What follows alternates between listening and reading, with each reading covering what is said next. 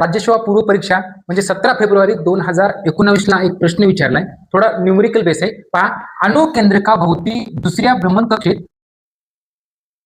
ऊर्जा किती आहे? -3.4 इलेक्ट्रॉन व्होल्ट आहे आणि त्याची तिसऱ्या कक्षेतील काय काढायचं आपल्याला? ऊर्जा किती आहे? आपल्याला दुसऱ्या कक्षेतील ऊर्जा दिलेली आहे. आपल्याला कितव्या कक्षेतील ऊर्जा काढायची? तर तिसऱ्या कक्षेतील ऊर्जा काढायची.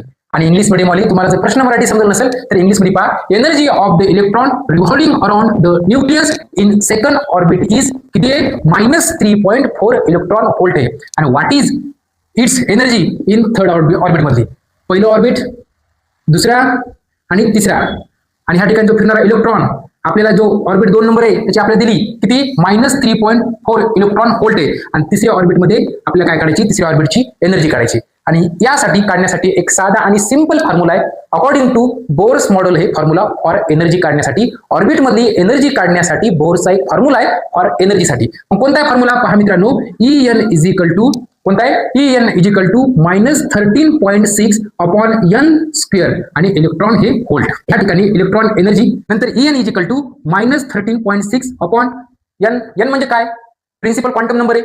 प्रिन्सिपल n मीन्स काय? प्रिन्सिपल क्वांटम नंबर 1 2 3 4 डॅश 1 2 3 आपल्याला तिसऱ्या ऑर्बिट मध्ये काढायची. म्हणजे ह्या ठिकाणी काय असेल? 3 स्क्वेअर आणि हे इलेक्ट्रॉन व्होल्ट. मग आपण कॅल्क्युलेशन करू. -13.6 अपॉन 3 चा वर्ग किती येतो? 9 येतो. आणि ह्याला आपण काय करू? भागाकार करू. किती? 9 1 9 मायनस जशास तसा 9 1 9 किती उरले? 4 उरले. आता पॉईंट 9 5 45 एक उरला म्हणजे 1 9 1 9.